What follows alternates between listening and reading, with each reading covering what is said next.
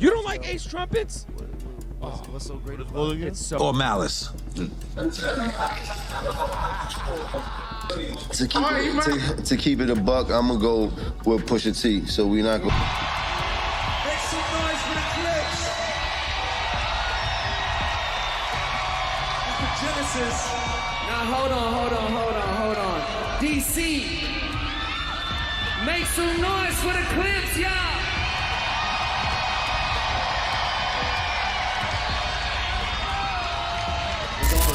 Jim Jones truly woke up one day and chose mayhem. He went for 3 hip-hop giants, Nas, Pusha T, and No Malice. Like, who does that?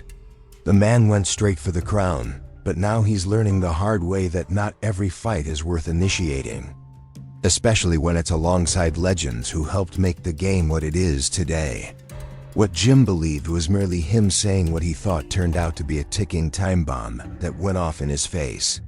Everyone in the business is seeing this. Happened like a car collision in slow motion. That harmless view led to one of the sharpest comebacks hip-hop music has seen in years. People quickly understood what Jim had done. The guy didn't simply talk trash. He could have brought the Clipse back to life without even trying. All of this started when Jim casually suggested Nas wasn't relevant anymore. Yep, he really said that. And that tiny statement escalated into a lyrical battle that blasted all the way to the front row of Paris Fashion Week, with Pharrell, Beyoncé, and Jay-Z sitting front and center, watching everything unfold like a high-stakes play. And guess who's right in the thick of the mess? Jim Jones, the same person who said Push's music never meant anything to him, is now the major event in Clipse's big return. You could virtually hear Harlem hit the stop as Jim brazenly dropped his son. They know about Nah, my son. He didn't simply take a jab. He went for the soul. He hauled Nas' entire legacy to the table, called it forgettable, and acted like the culture wouldn't miss a thing. And here's the kicker. That wasn't even the most absurd thing he said that week. Pusha T records right now. His records. Yes. His records? Yeah.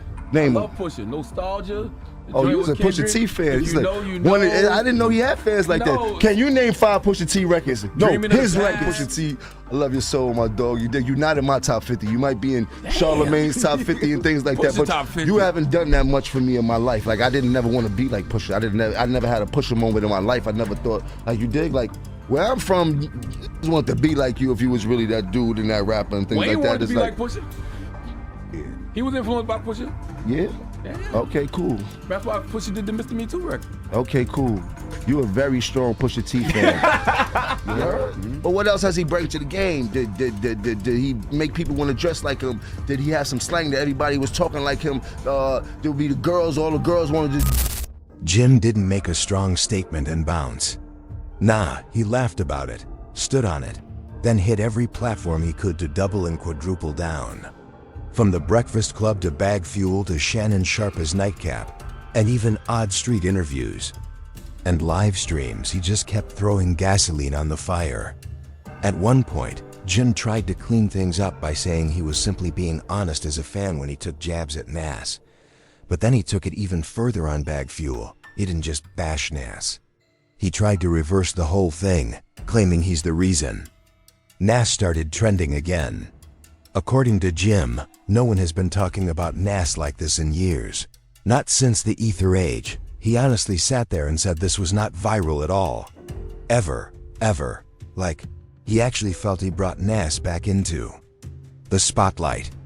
But here's the weird thing. Jim certainly had no idea who he was playing with.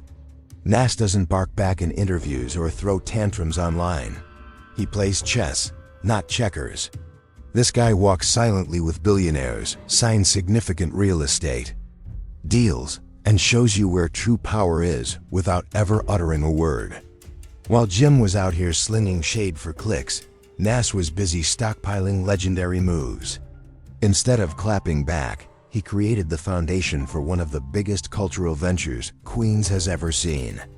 And when Nas eventually made a move, it was colder than ice. He hit Instagram and casually released an ad for a $5 billion casino project in Queens. He didn't have to mention Jim's name. He just posted, "Time to invest in us." That was the quietest, richest flex you could imagine. Nas effectively remarked, "I'm way too wealthy for this kind of drama." It's not something you wait for. It's something you build. It lives in the hands of the doers, the dreamers, the people who refuse to stand still. Resorts World is more than a casino. It's energy. It's opportunity. It's hope for the borough. A second chance for some, a first step for many. It's where community gathers. Not just to win, but to build a future once imagined. This isn't just business. This is legacy. And now, it's time. And if Jim had simply stopped there, maybe things might have cooled off, but nope. He pushed it even farther and chose to poke the wrong bear. Pusha T. He stated Pusha's not even top 50. He pulled him down like his collection was nothing, pretending like Pusha hadn't been spitting heat for decades. What didn't Jim realize? This time it wasn't just Pusha tuning in. No Malice was listening too. And now everyone's asking the same wild question. Did Jim accidentally reunite Clipse with just one reckless comment? Let's rewind a little because Clipse didn't just crop up out of nowhere. They'd been quiet, very quiet, for almost 15 years.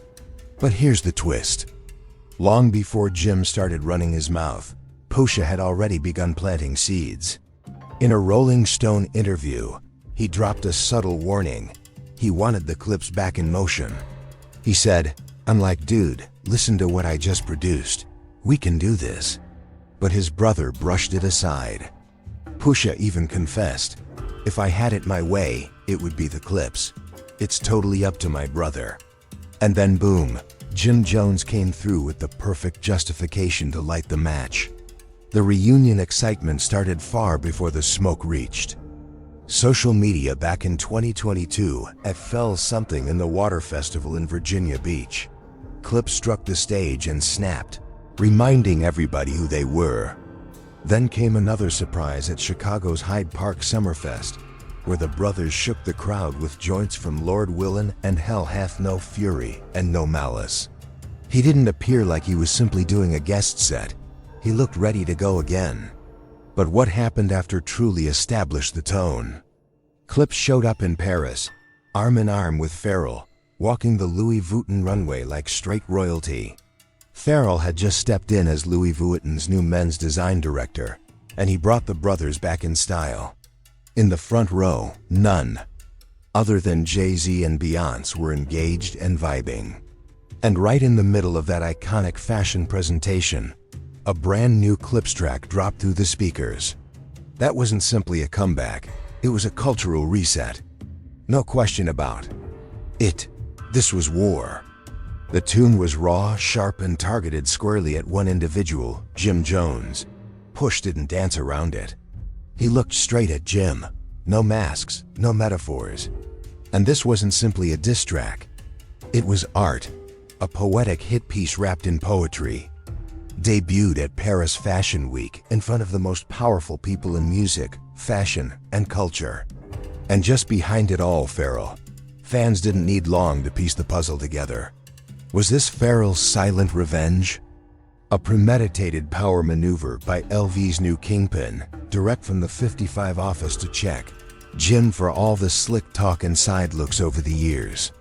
Highly probable, especially when you remember Jim had been pumping up Drake as the GOAT in interview after interview, clearly placing his flag on the other side of the battlefield. In a sit-down with Complex, Jim made it very clear where he stood, and just like that, Clipse reappeared. Not with a press tour, not with a dance banger, but with a Surgical Vengeance single launched in the middle of Paris Fashion Week. The timing is ideal. The message is obvious. Jim believed he was simply doing the usual talk show circuit, but it turns out Pusha and No Malice were playing chess behind the scenes, and he was the piece. So now everybody's questioning, did Jim just gift No Malice the greatest amazing comeback?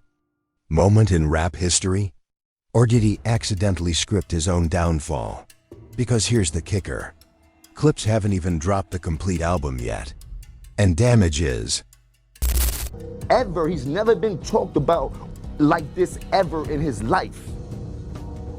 Now, has Nas reached out to you? You did. The last time he was in some like this, when people were comparing, was when him and Jay was beating on him. You heard?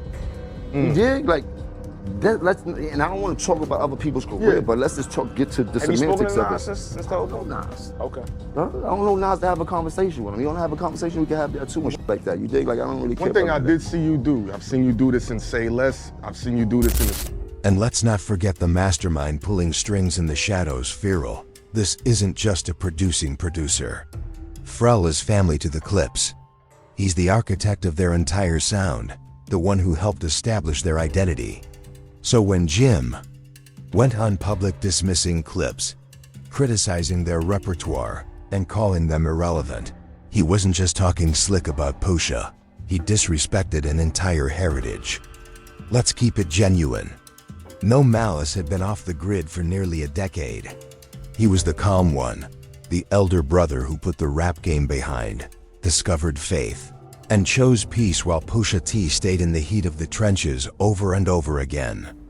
No Malice made it apparent. He has no intention to rap again. He'd moved on, or so we thought.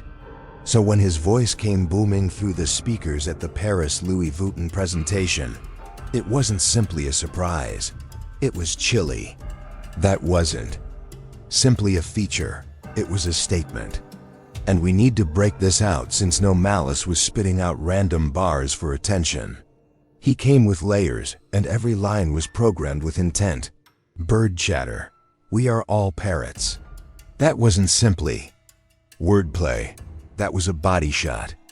He clowned Jim's whole brand, the Bird Gang, his image, and his entire personality. And when he name-dropped Paris and Dallas, that wasn't random either.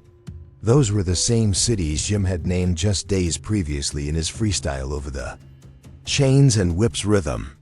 So nah, No Malice wasn't simply reacting. He was paying attention, and fans started to catch on. This wasn't just a comeback, it was a mission. No Malice didn't sound rusty. He sounded ready. It seemed if he'd been waiting for the proper cause to return. And Jim gave him the green light. Instead of backing down, Jim tried to play it cool. He released a film of himself laughing off Pusha's Paris verse on Instagram like it didn't affect him, but the mask slid on Drink Champs. When N pulled up the Clipse disc, Jim's energy altered.